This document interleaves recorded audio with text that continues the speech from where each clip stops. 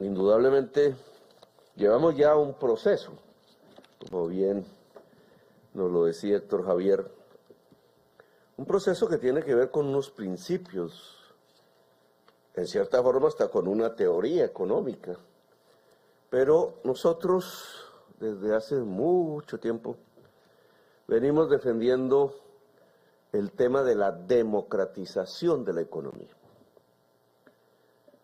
Era yo un joven cuando levantamos ese principio en lo que era mi fuerza política en aquel entonces, una lucha contra la monopolización, así la llamamos. Veíamos en aquel entonces la economía nacional como una economía prácticamente concentrada en unos cuantos monopolios en aquel entonces. Creo que no ha variado, yo tenía unos 20 años, no ha variado mucho las circunstancias a la fecha. Quizás algunos protagonistas han muerto, pero en general sigue siendo la economía colombiana una economía altamente concentrada en su propiedad, por tanto en sus ganancias.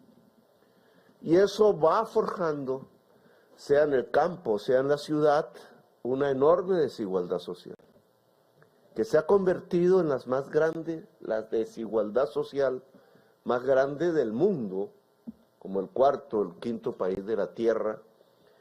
Y de la desigualdad no sale sino consecuencias perversas. Sale la violencia. El origen de la violencia es la desigualdad. Salen los intentos de romper esa desigualdad por los caminos fáciles. La violencia, el narcotráfico han sido como caminos que se ha inventado la sociedad colombiana, partes de esa sociedad, tratando de saltar de abajo hacia arriba rápidamente, cayendo en general en la tumba o en la cárcel, o hundiendo territorios enteros en la violencia, en el terror, en el miedo, volviendo incluso más pobre el territorio de lo que era antes, más pobre la gente de lo que era antes. Esa desigualdad social indudablemente tiene consecuencias no solo de este tipo, nos impide forjar lo que otras naciones tienen, que es unidad. No hay unidad absoluta porque todos los seres humanos somos diferentes, pensamos diferentes, tenemos talentos diferentes. Pero hay unos criterios que permiten que un país pueda ser, que se pueda construir una nación. Los franceses, los alemanes, los gringos, mal que bien, han construido sus naciones. Nosotros tenemos dificultad.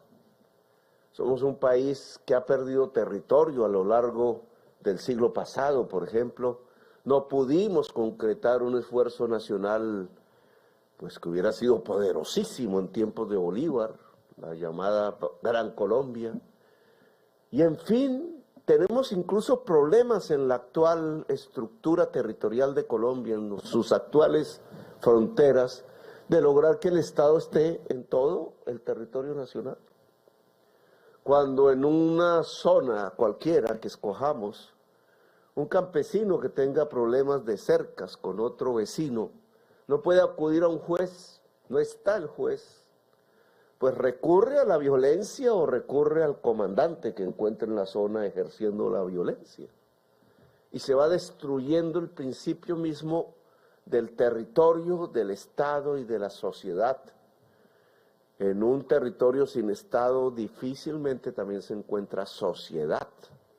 No porque no haya gente allí, sino porque hay gente atemorizada, aterrorizada, hay gente desarticulada, ha perdido la energía de lo que significa la colectividad de los seres humanos tratando de dirigir un territorio para su propia prosperidad, para su propia estabilidad. Se nos pierde el territorio, la sociedad, la violencia, se nos pierde la nación, se nos pierde la democracia como un criterio. Las poblaciones aterrorizadas son víctimas de la compra del voto o son llevados como rebaños a votar, y quienes salen elegidos así, pues obviamente no son los grandes líderes y lideresas decentes de un territorio, sino quienes manejan el billete en efectivo y en grandes cantidades.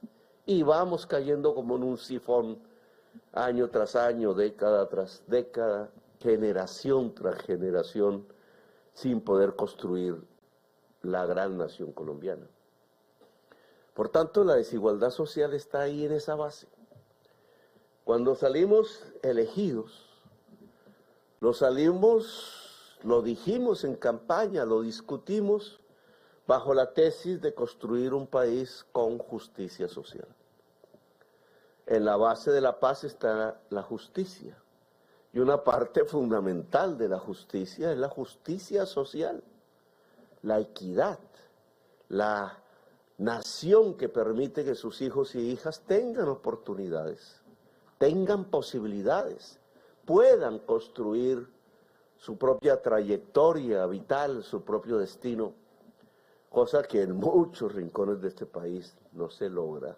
Juventudes represadas, reprimidas, juventudes que aunque sueñan, porque los jóvenes y las jóvenes sueñan más que cualquiera de nosotros, pues no pueden siquiera pensar que algo de sus sueños se pueda volver realidad cuando lo que encuentran es la pared triste y gris, decaída de un rancho, sin que haya ni siquiera una posibilidad de construir un futuro, una ilusión de volverla realidad. La economía popular aquí juega un papel, entonces.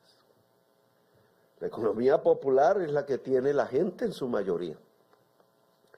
La economía popular responde estadísticamente por la mayor parte de los puestos de trabajo del país.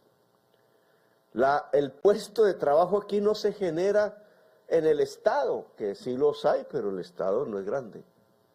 El puesto de trabajo no se genera como en Europa o en Estados Unidos en grandes empresas capitalistas de 1.000, 2.000, 10.000 trabajadores asalariados.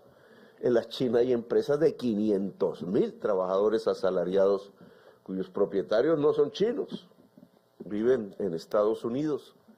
Pero nosotros no tenemos eso aquí.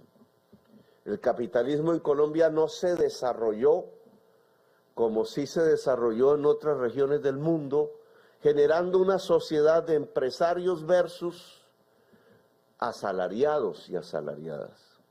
Aquí el capitalismo tiene la mitad de la economía. Generalmente no es de grandes empresas, es de medianas, pequeñas empresas. Empresarios, yo les llamaba en Bogotá de garaje, porque transforman su casa grande, el garaje, casas heredadas a veces, familiares que se hicieron con grandes espacios cuando las familias eran numerosas, que van quedando desocupadas con el paso del tiempo, se achica la familia y entonces esos garajes se vuelven talleres de trabajo. La casa se vuelve fábrica y el barrio se vuelve un barrio taller. Así hay en varias ciudades de Colombia, y allí ese es el capitalismo. Un señor, una señora que hace blujines o papas fritas o colombinas o chupetas y se defiende, paga ahí los servicios, que como aquí han dicho, si uno mira la costa Caribe, pues prácticamente se vive para pagar el servicio, o hay que coger un cable y meter una línea pirata porque no se puede pagar. Y va creciendo el problema. Y además un presidente llega y le regala a 2 empresarios con la cédula a las empresas, y el empresario, claro, saca las ganancias trasladándole las pérdidas a la tarifa. Y por eso cada persona tiene que pagar una fortuna por tener el servicio de la energía, que es básico si se quiere emprender economía, producción o comercio.